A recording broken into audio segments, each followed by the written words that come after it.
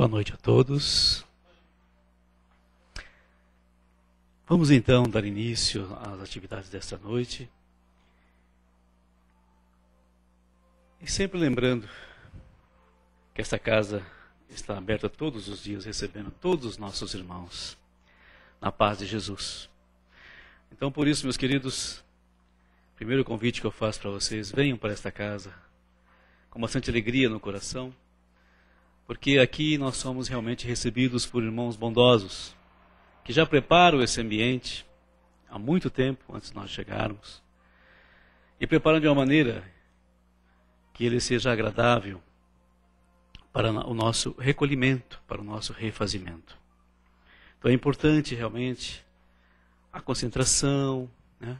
A meditação, um pouco de silêncio mental, relaxamento do corpo, para que nós possamos aproveitar todas as energias cósmicas que são concentradas aqui neste ambiente. Com a permissão sempre de nosso Deus, nosso Pai, e de Jesus, o nosso Mestre.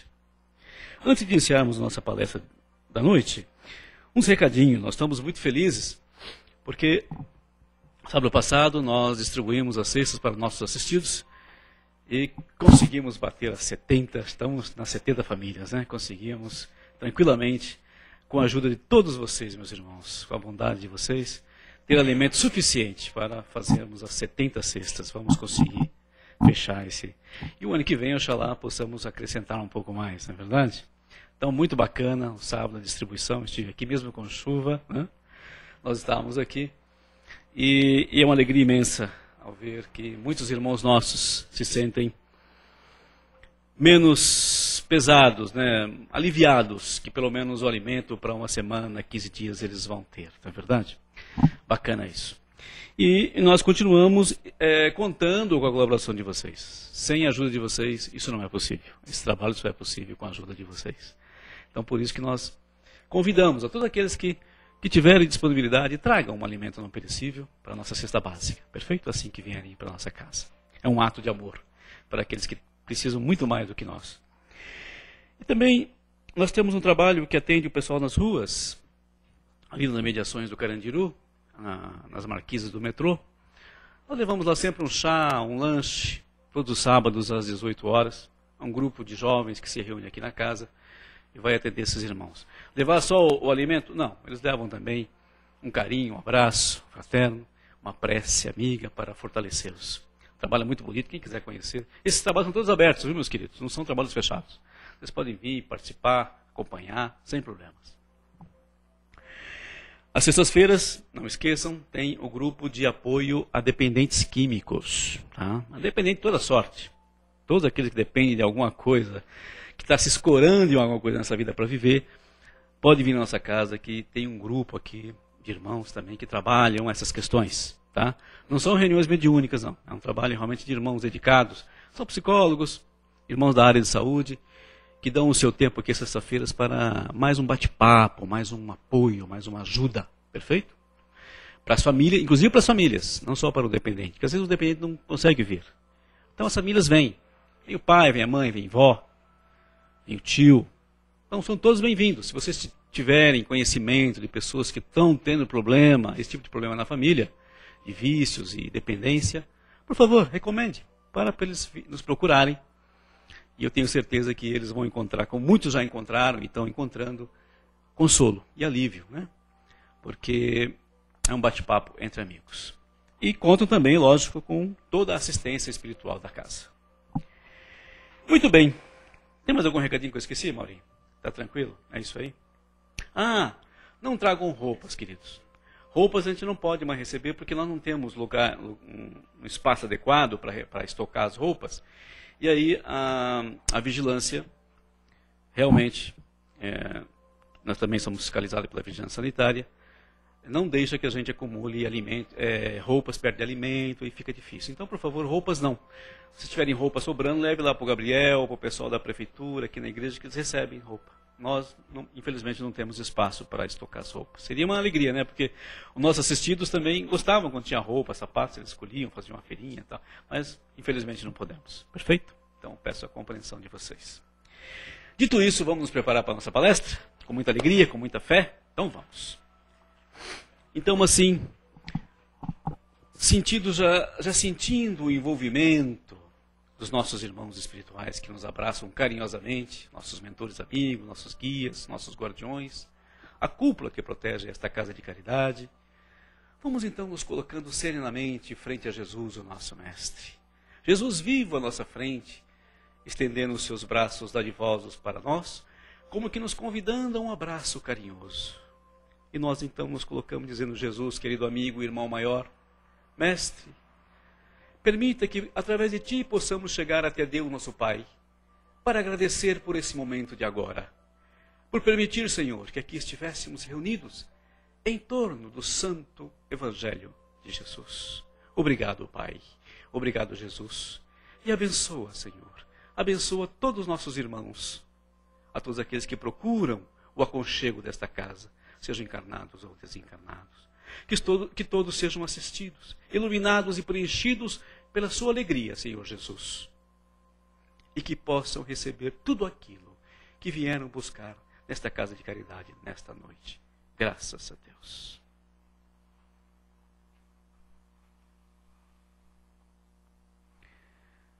E assim, meus irmãos, vamos então, com muita atenção, acompanhar a palestra dessa noite. E eu fico no escuro aqui agora, né? Os meus irmãos na internet não me veem mais. Eles vão falar assim: o que aconteceu? O que aconteceu que ficou escuro? Pode cortar a energia? Vamos também abraçando nossos irmãos que nos acompanham pela internet, que são muitos, são tantos. Um abraço fraterno, beijo carinhoso. Então, hoje está aqui conosco o Marcos Cunha, nosso companheiro de doutrina e de jornada. E ele vai falar sobre um tema muito importante, que é laços de família, né, Marcos? E vem lá do livro Iluminação Interior. Então vamos ouvir com bastante atenção, envolver o Marcos em muita luz e muita paz para que ele seja feliz na sua palestra. Obrigado. Boa noite a todos. Que a paz do Mestre Jesus nos envolva hoje e sempre. Nosso irmão e amigo falou no bom bate-papo que ele teve aqui, nos recadinhos que ele nos passou, já na preparação que ele foi fazendo. Ele já foi falando 2 vezes sobre família. As famílias atendidas e o atendimento àqueles que têm algum irmão na família que necessita de uma ajuda por algum tipo de dependência. No caso aí, as dependências químicas. Então já mostra o quanto é importante o tema de hoje. E que vocês já devem ter lido, ouvido muita gente falar sobre a importância da família nas nossas vidas. Bom, já começamos sabendo que não estamos na nossa família por um acaso. Não caímos de paraquedas nela. A família é um bendito laboratório para que nos aprimoremos, para que cresçamos. É também uma oportunidade de reencontro de espíritos e afins que estão há longo tempo numa mesma jornada, trilhando os mesmos caminhos, uns ajudando aos outros. Como nós nunca estamos sozinhos, nunca, mesmo que estejamos aparentemente sós no meio do deserto, teremos amigos espirituais invisíveis juntos de nós. E como não somos independentes, dependemos sempre uns dos outros. Às vezes a gente gosta de dizer, né? Eu sou independente, mas nós não somos, não. Nós somos dependentes de muita coisa. Somos dependentes de Deus pela nossa vida. Somos dependentes dos bons amigos espirituais que nos intuem, nos mostram caminhos, dos nossos amigos encarnados. Mas eu me sustento, mas eu sou dependente do meu trabalho, daquele que me ofereceu o meu trabalho, da oportunidade que eu tive. Eu sou dependente dos meus familiares, a roupa que eu visto depende daqueles que a produzem, o alimento que eu consumo depende daqueles além da natureza daqueles que o plantam, até o banho que eu tomo, a água com a qual eu me banho, eu não sou independente no meu banho, porque eu dependo também daqueles que levam a água até minha casa, sem contar a dependência aí de Deus através da natureza que nos coloca a água à nossa disposição. Isso apenas para mostrar o quanto somos dependentes, sim. E principalmente dependentes na nossa família. Vamos voltar um pouquinho no tempo, vamos voltar até a pátria espiritual. Quando lá estávamos nos preparando para reencarnarmos. E quando lá estamos, sabemos que a reencarnação, o retorno na carne, é uma oportunidade. Uma oportunidade de aprendizado, uma oportunidade de crescimento espiritual, uma oportunidade de colocar em prática aquilo que aprendemos ao longo de todas as nossas vivências, uma oportunidade de estreitarmos laços com outros espíritos afins e de evoluirmos juntos com todos esses. E uma oportunidade também de reparação, de repararmos os nossos erros do passado, que foram muitos com certeza. Temos ainda muitos erros, ainda erramos hoje, quem dirá no nosso passado. Então, a reencarnação também é uma oportunidade de reparação dos nossos enganos, lá do nosso passado, com o qual nós, quando encarnados, não nos lembramos por conta da matéria que não nos permite lembrarmos. Temos, às vezes, algumas intuições, mas a lembrança exata, realmente, nós não as temos. Muito bem, e quando lá estamos, nos comprometemos com os nossos amigos espirituais e aqueles que trilharam caminhos juntos de nós, em outras existências, nos comprometemos a estarmos novamente aqui, a sermos recebidos e a os recebermos.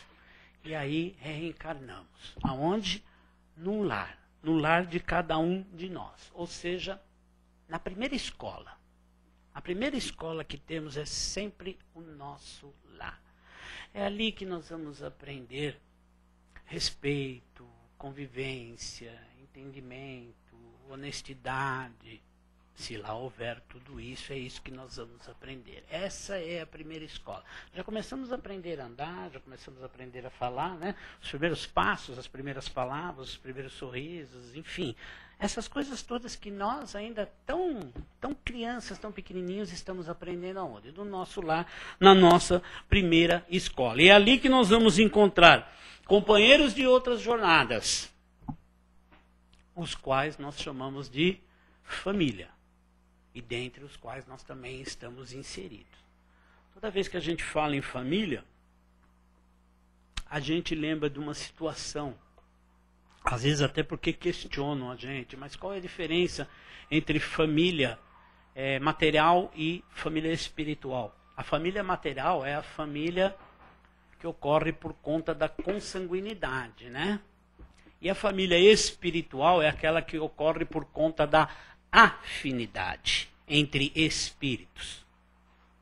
Ocorre que na nossa família, muitas vezes, nós temos os membros de nossa família material, pela consanguinidade, e temos também membros de nossa família espiritual, pela afinidade, aqueles que nós já estreitamos muitos laços, já paramos arestas, crescemos, trilhamos caminhos juntos e nos harmonizamos. Essa é realmente a nossa família espiritual. Vamos ver muitas vezes que temos membros da família espiritual de cada um de nós em outros clãs, em outras famílias.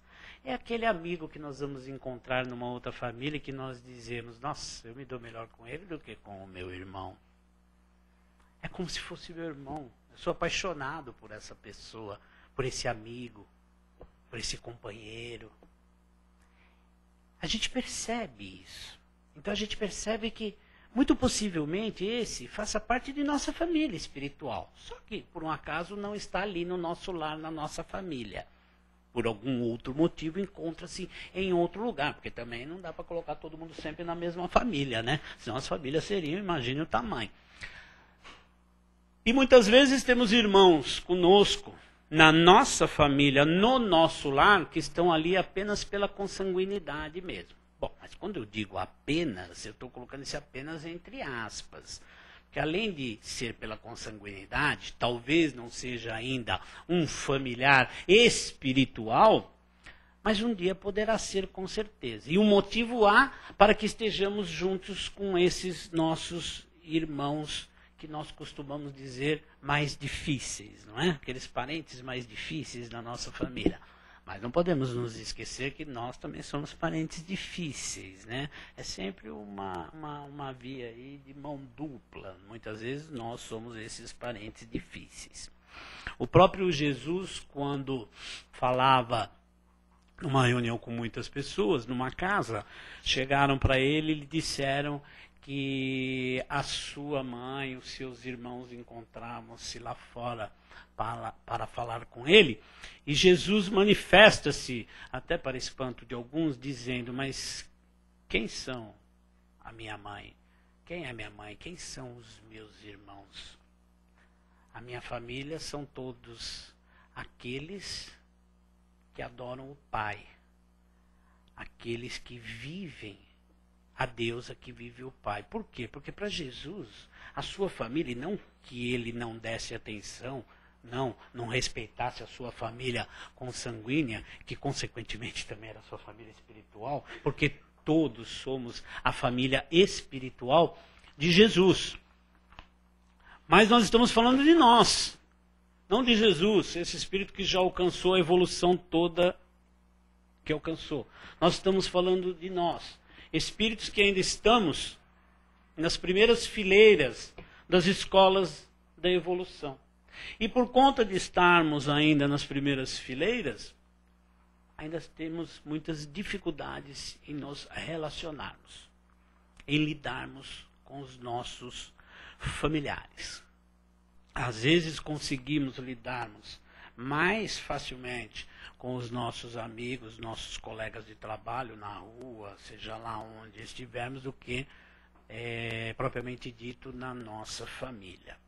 Bom, quase sempre, como estamos lá fora na sociedade, a nossa conduta é outra, né? Uma conduta um pouco mais social, digamos assim. Não é que tenhamos duas caras ou que vivamos de máscaras, não.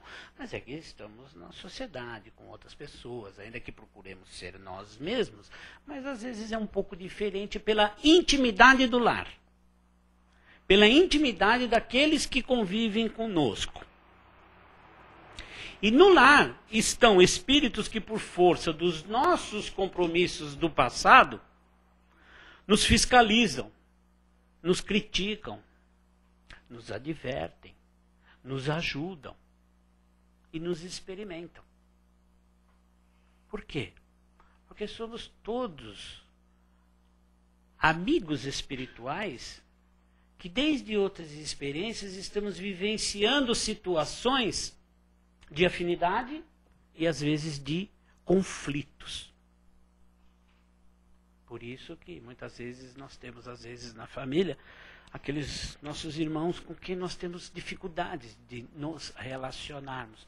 Porque ainda não estamos afinizados, nós com ele e ele conosco. Então, é momento, é oportunidade que nós temos. Ah, mas isso é muito difícil. Às vezes é realmente muito difícil. Aquele que vive uma situação de conflito com um irmão dentro das paredes do seu próprio lar é que sabe como isso é muitas vezes difícil. Mas é necessário que nós acordemos para essa situação. Não adianta, como diz o ditado, empurrar com a barriga. Não adianta contendas o tempo inteiro dentro de um lar, com o meu irmão, com a minha esposa, com o meu marido, com o meu filho. Isso não vai resolver nada. Nós temos que procurarmos sermos mais inteligentes e começarmos a procurar uma harmonia, ainda que pequena, mas procurarmos essa harmonia dentro do nosso lar. Afinal de contas, nós sempre dizemos isso, e não dizemos na doutrina espírita, mas em qualquer segmento religioso, nem sempre em segmentos religiosos nós falamos da grande importância que a família tem para a sociedade.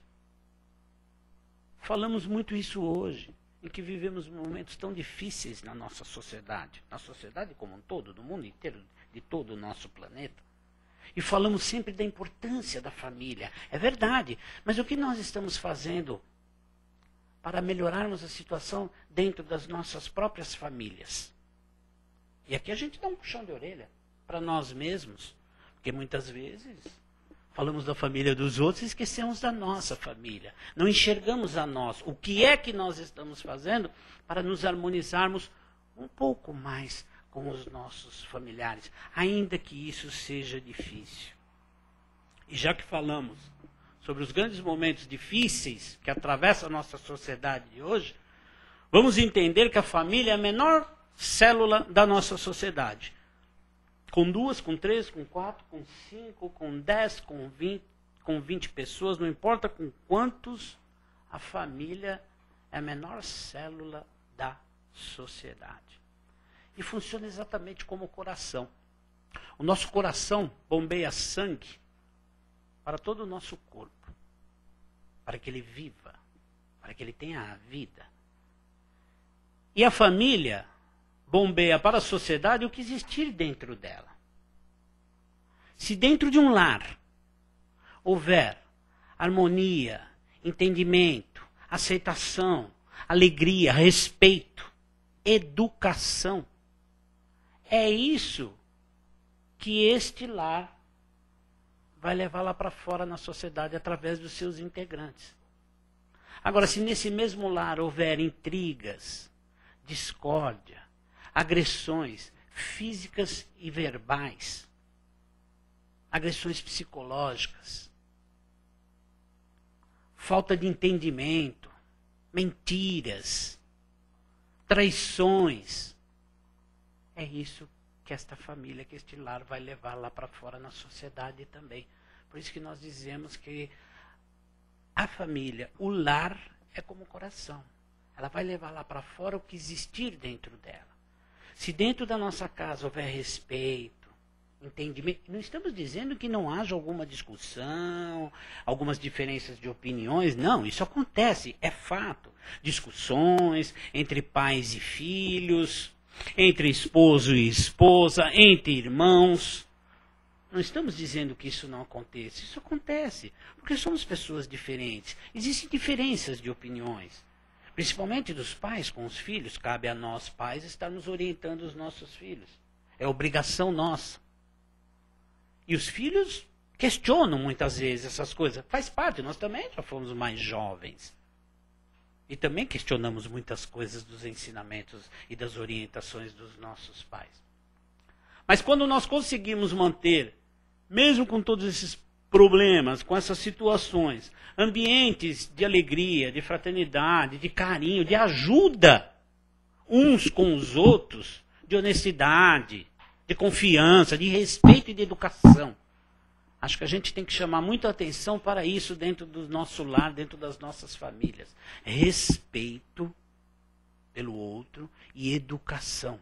Se nós conseguirmos tudo isso, a gente vai conseguir levar isso lá para fora. Porque se nós somos, dentro da nossa casa, educados, se respeitamos, somos alegres, somos felizes na casa que estamos, na família que estamos, nós não vamos levar nada diferente para fora na sociedade. Nós vamos acabar levando isso. Por isso nós dissemos, aliás, no início, que o lar é a primeira escola.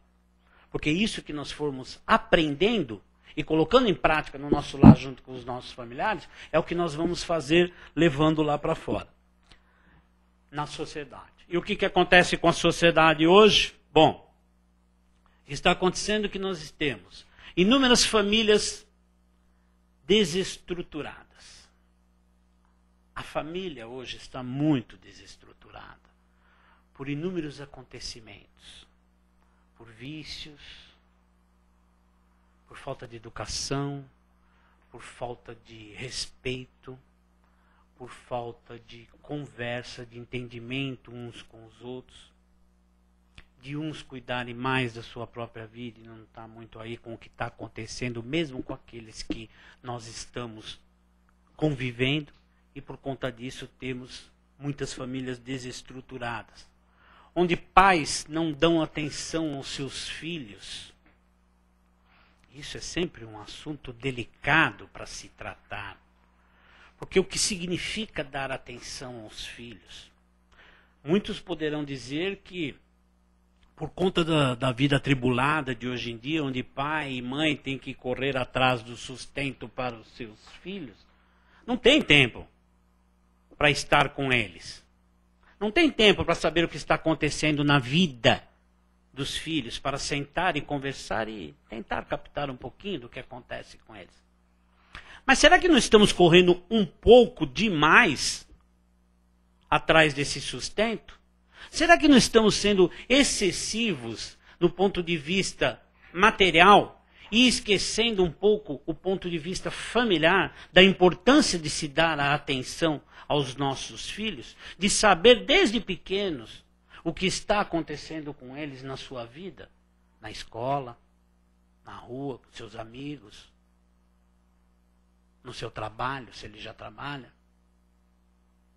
na sua vida de relação com outras pessoas, até relação amorosa. Sabemos o que está acontecendo com os nossos filhos?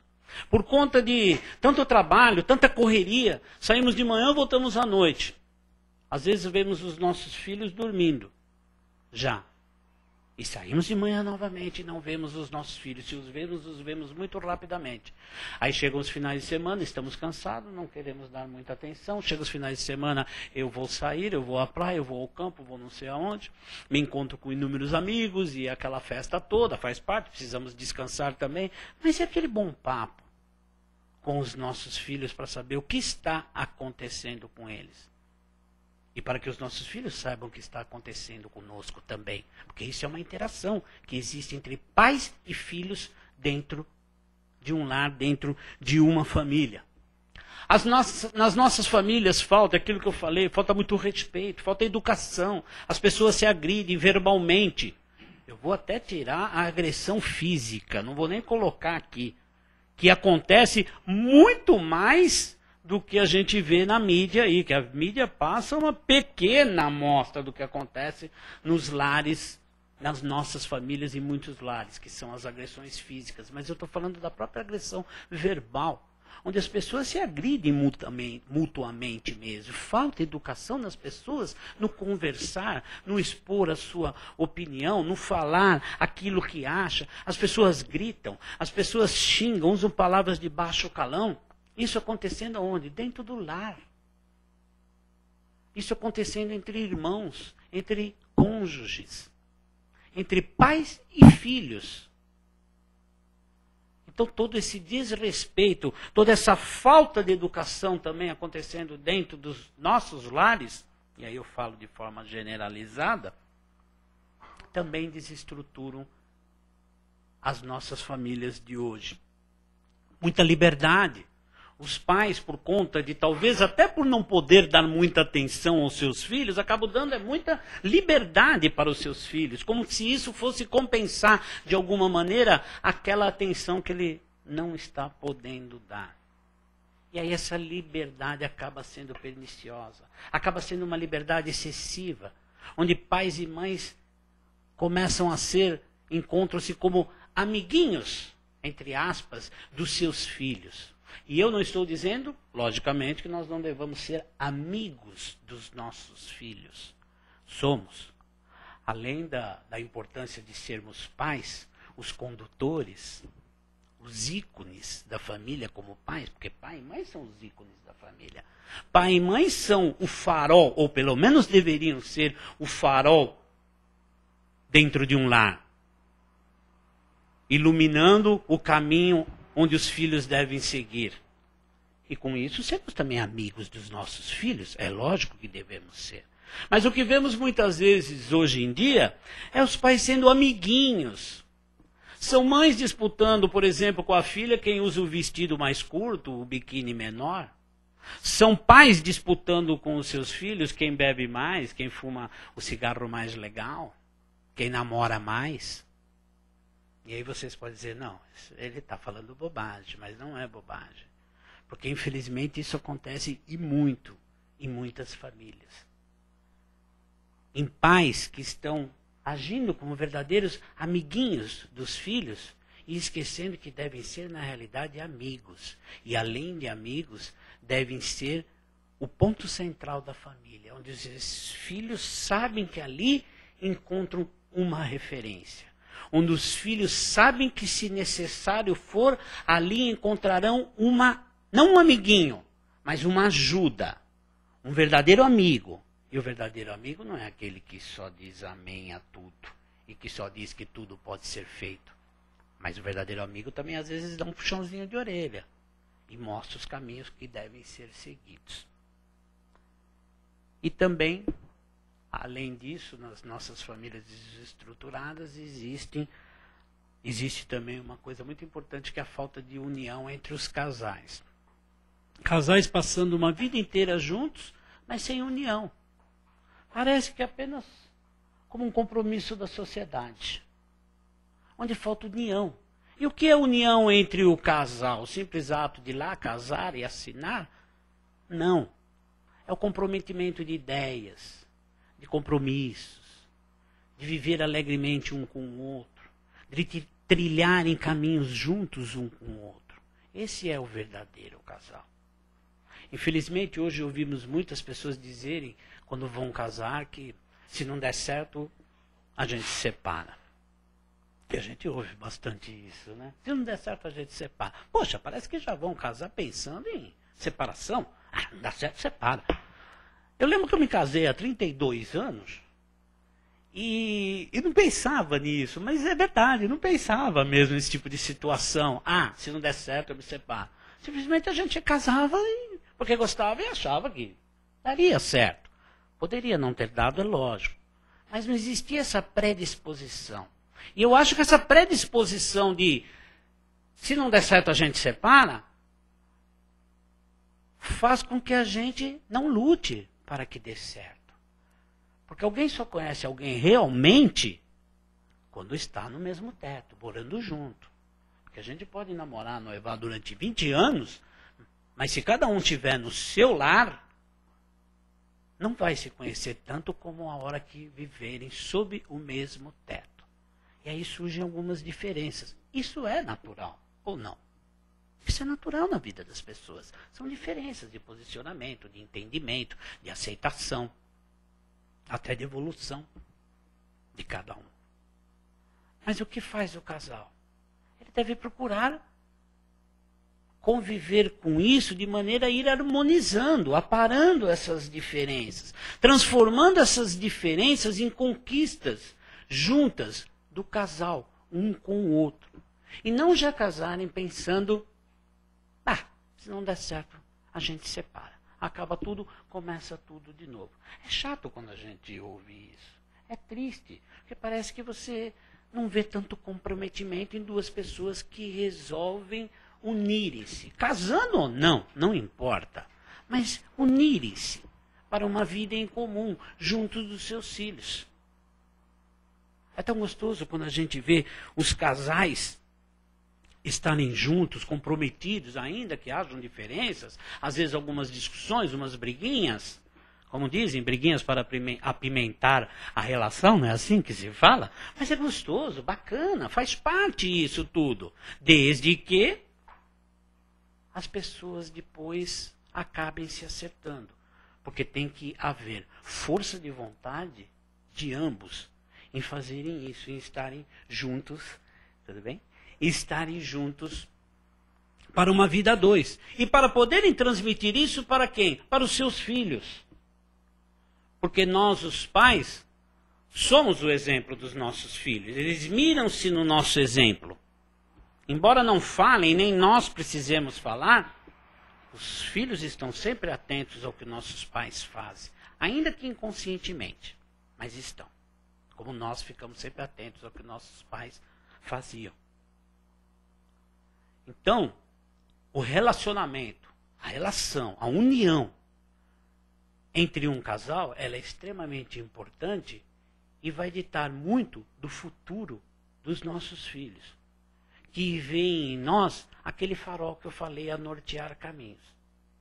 Agora, se o casal o tempo inteiro se desrespeita, briga, se agride verbalmente, fisicamente, o que nós podemos querer dos filhos que vivem num lar dessa maneira? Que exemplo nós estaremos passando para esses nossos filhos? O casal num lar é a força criadora e mantenedora da família. E da importância de nos relacionarmos uns com os outros. E da importância de estreitarmos cada vez mais os laços da nossa família, começando pelo casal. E acabando levando isso depois para os nossos filhos e, consequentemente, para a nossa sociedade. Por isso a importância do casal. Aliás, falando em casamento, isso me lembrou uma coisa. Te conto uma historinha muito rápida, viu? De que descobriram que por conta do casamento, o diabo acreditava em Deus. Porque certa vez perguntaram para o diabo, você não vai casar, diabo? Ele falou, Deus me livre.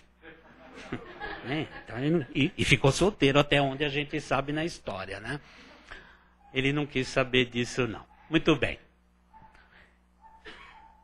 E por conta dessa desestrutura que nós vemos hoje nas famílias, o lar se desmonta. E a família se desorganiza. E a sociedade sofre. Poxa, mas a gente começou a falar lá atrás dos laços de família. Agora a gente já está falando da correlação da família com a sociedade lá fora. Mas tudo tem uma relação. Porque os laços de família são cada vez mais fortalecidos nas diversas reencarnações que temos a oportunidade de estarmos juntos com os nossos amigos do passado. Ou para continuarmos um trabalho de afinidade ajudando outros que estão lá e que precisam no mesmo lar.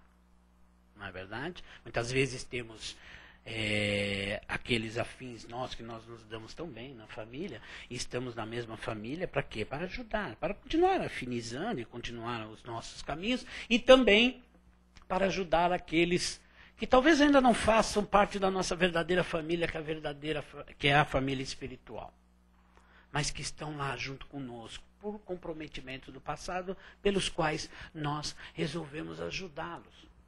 Esses dias mesmo, me ocorreu agora, passou na televisão, acho que foi anteontem, alguma coisa assim, de um rapaz com uma séria deficiência neurológica, alguns de vocês podem até ter visto, e ele resolveu fazer uma faculdade. Mas ele tinha sérias dificuldades. Para vocês terem ideia da dificuldade neurológica dele, o pai dele frequentou todas as aulas com ele, todas. Você viu na televisão? Eu não me lembro qual era a faculdade. Foi no Fantástico, né? E qual era a faculdade? Você lembra? Eu não lembro qual era a matéria que o rapaz quis se especializar, quis fazer a faculdade. O pai frequentou todas as aulas, todos os anos, fez todos os trabalhos junto com ele, fazia as provas junto com ele e mais uma pessoa da faculdade junto ali para ver, tal, porque ele tem sérias dificuldades. Mas ele se formou. Legal, bacana. Bacana da parte dele, que mesmo com toda essa dificuldade neurológica dele, conseguiu isso. Mas e esse pai, hein? E esse espírito que vem sabendo que estaria recebendo junto dele um outro espírito com dívidas grandes, talvez, por isso, passando por uma situação tão grave, de uma enfermidade tão limitadora, esse pai, o tempo todo junto, ajudando este filho. Emocionou quando viu. Porque na hora eu pensei isso, falei, que maravilha. O exemplo, não só de um pai, que já por si só já é um exemplo maravilhoso, mas de um amigo espiritual. De um familiar espiritual. Essa é a verdadeira família espiritual. Que junto passou por cima de muitas coisas para estar junto com aquele que ali estava. Que recebeu na sua família, no seu lar, como seu filho. E depois não o abandonou. Mas continuou junto com ele. São exemplos que nos engrandecem e que fazem nos pensar a grande importância nossa no nosso lar, onde aprendemos a conviver, aceitar, perdoar, entender, auxiliar, dividir e amar. É tudo isso que nós aprendemos na nossa família. Joana de Ângeles disse certa vez, não percas a oportunidade de semear em sua casa. Puxa vida, né? A gente pede tanto a Deus a oportunidade de trabalharmos na seara de Jesus, de fazermos alguma coisa pelos outros, trabalharmos nas casas de caridade, fazendo trabalhos de caridade pelas ruas com os nossos irmãos menos favorecidos. Estamos o quê? Trabalhando na seara de Jesus quando fazemos isso. E trabalharmos na seara doméstica, plantarmos ali dentro da nossa casa a boa árvore, a boa semente, aliás, para que colhamos o fruto lá na frente. Como vamos plantar na seara do lar doméstico?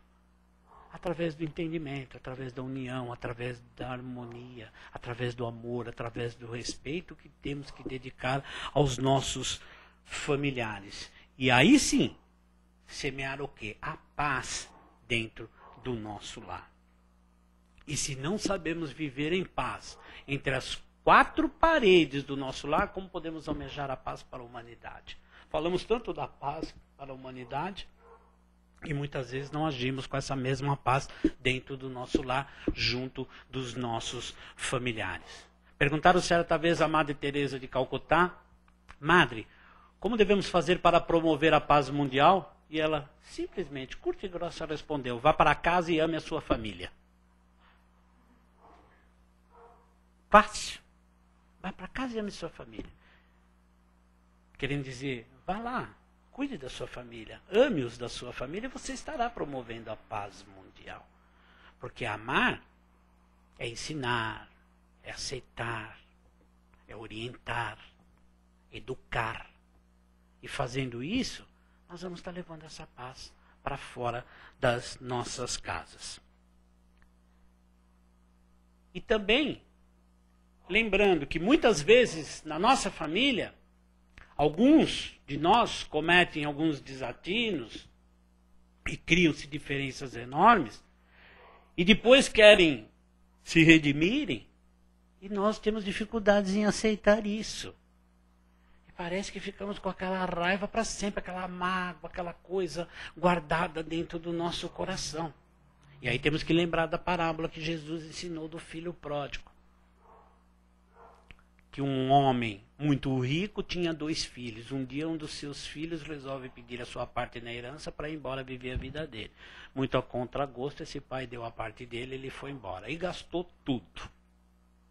Tudo ele gastou pela vida. E ficou sem dinheiro.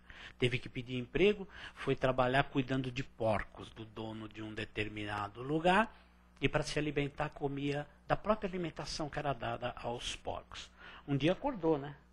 Caiu em si, como todos nós acordamos um dia, né?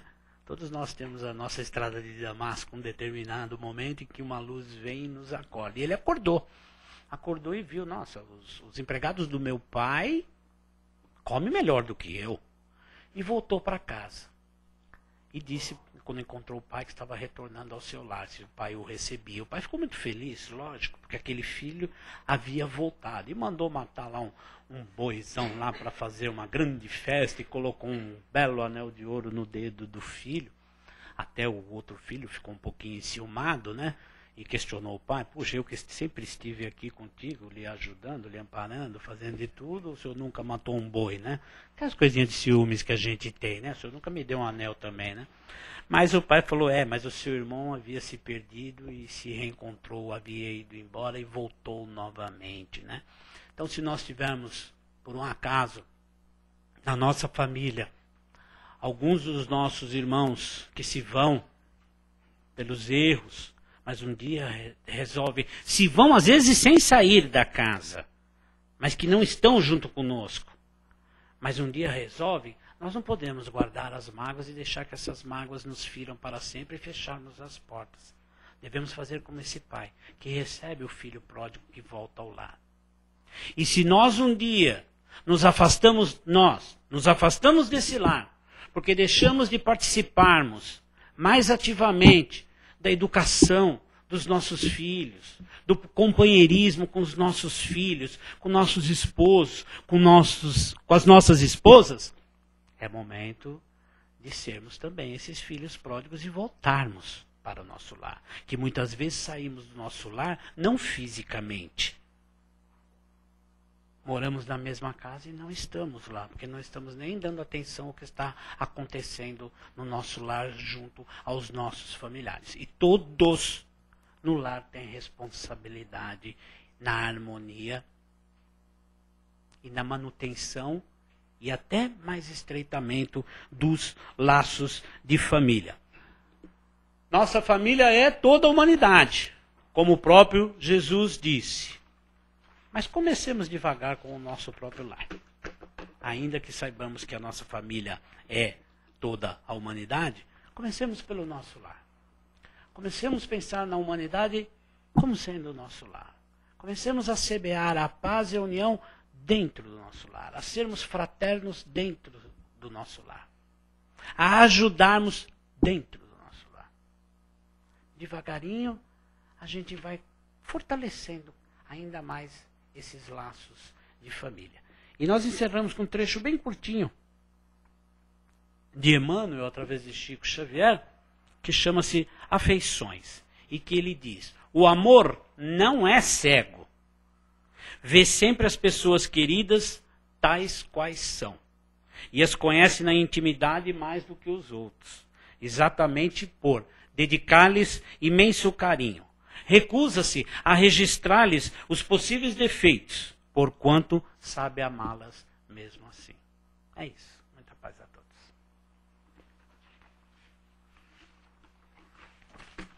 Aqui, meu querido. A tribuna ainda é sua por alguns minutos.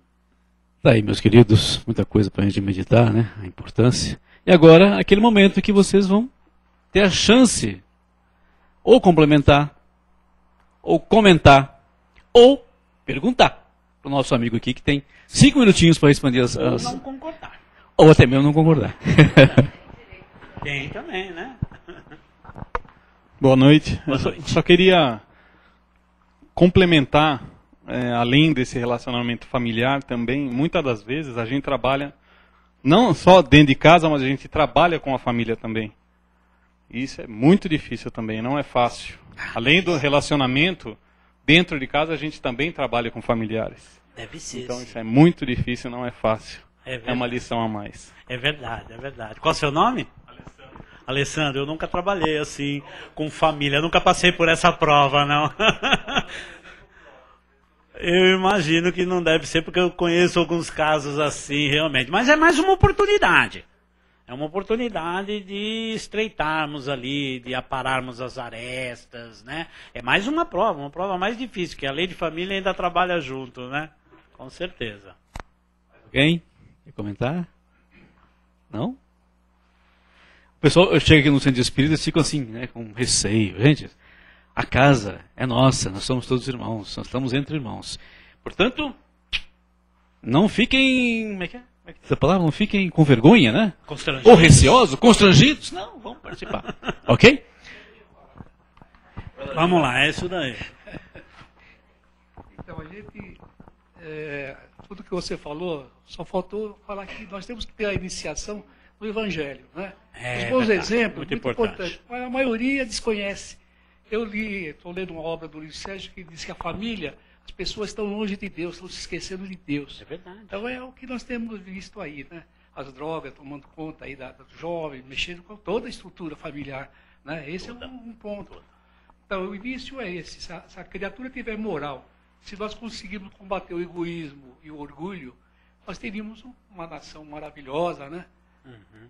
E o mundo, porque por extensão. Sim, por extensão. A célula máter de tudo o início mesmo é família. Né? Uhum. Nós sabemos disso, Jesus disse isso. Só que ele quis falar da família espiritual principalmente, né?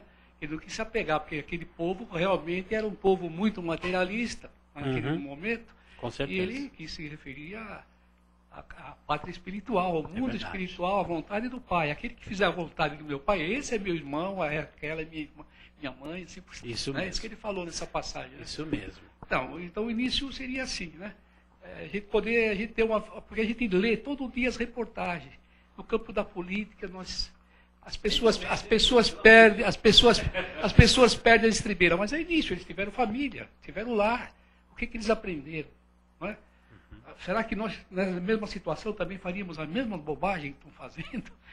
Estou vendo uma comparação entre Margaret Thatcher e a nossa presidente. Então a gente vai vendo as opiniões, como essa mulher lutou, a inglesa, né, para recuperar aquela nação que nós sabemos que já tem tradição, né, mas estava numa situação difícil. E ela lutou contra tudo e contra todos. Pensou lutar contra sindicatos? Não é fácil. Não é brincadeira. E daí por diante, né? Então, essa estrutura familiar, então, e tem a religião aí no meio. Então, nós vamos ver a estrutura dela também. Eu costumo... O conhecimento também da parte espiritual. Eu costumo dizer que os nossos políticos, falando aqui do Brasil, a gente fala tanto dos nossos políticos, mas não podemos esquecer que os nossos políticos saem da nossa sociedade. Saem dos nossos lares. Quando eu digo nossos, eu não estou pontuando o meu, o seu, mas dos lares todos da sociedade. Então, por isso que nós dizemos, e até por conta disso, nos aproximarmos mais de Deus, e a parábola do filho pródigo mostra muito bem isso também, né? Há até uma interpretação nessa parábola de que o pai seria Deus. E os dois filhos seriam a humanidade, né? O filho que ficou é aquela parcela pequena da humanidade que encontra-se ainda muito próxima e que fica próxima a Deus. E o filho que se afasta é a parcela maior da humanidade que vai se afastando de Deus. E chega um momento que nós temos que fazer o caminho de volta. Então devemos ser também os filhos pródigos. Mas a importância de nós trabalharmos tudo isso dentro da nossa família vai fazer com que nós tenhamos no futuro, políticos melhores. Pessoas engajadas em trabalhar pelo bem do próximo, da sua cidade, do seu estado, enfim, do seu país como um todo, no nosso planeta. Mas nós temos que trabalhar isso na nossa casa.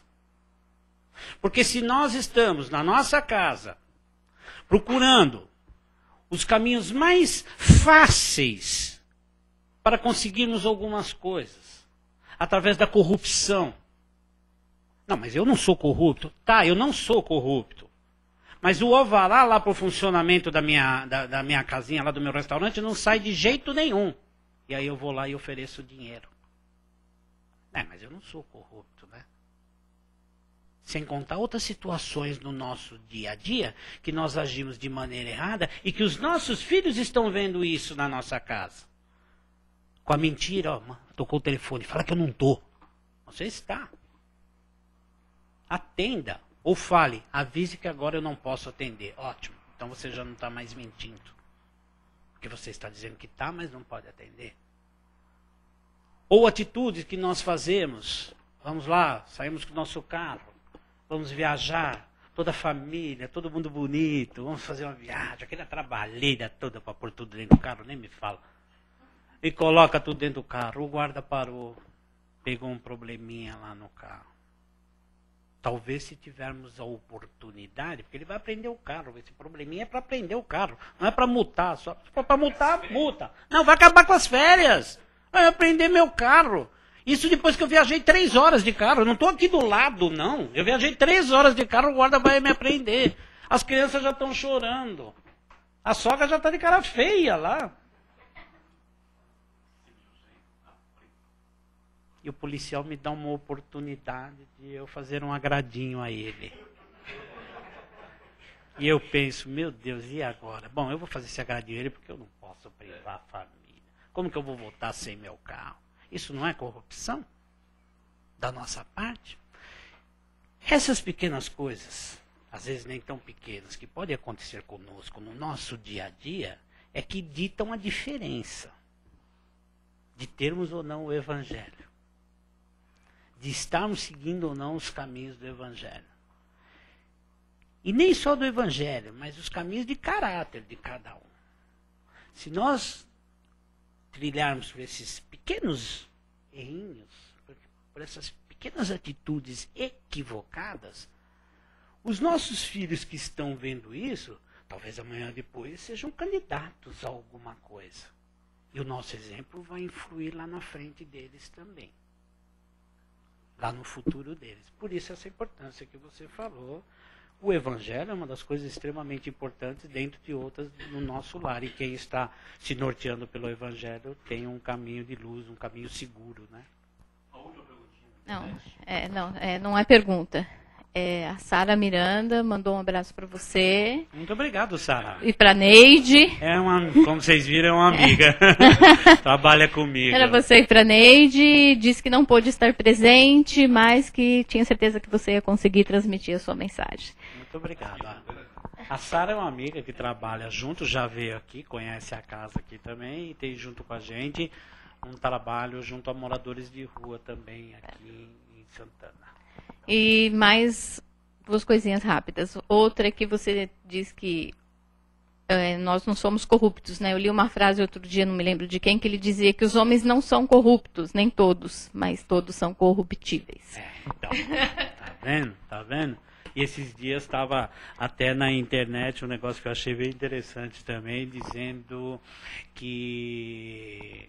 Poxa, agora eu não vou lembrar, mas quem coloca os políticos corruptos no poder não é culpado, mas é cúmplice. Alguma coisa assim, né? Porque a gente muitas vezes vota neles sabendo quem eles são. Mas e a terceira coisa é que você estava falando aquela historinha que você contou do diabo. Lá eu me lembrei. Tinha uma senhora que eu conheci, ela espírita também, e acho até que ela já desencarnou. E uma época ela me contou que a sogra dela esteve muito doente, passou por uma cirurgia e tal, e a sogra ficou um tempo na casa dela, né? Só que ela disse que a sogra fazia o possível para transformar a vida dela no inferno. Aí ela disse que chegou um dia, ela perdeu a paciência com a sogra. A senhora, não sei o quê. Aí a sogra falou, nossa, mas você não é daquela doutrina do Chico Xavier?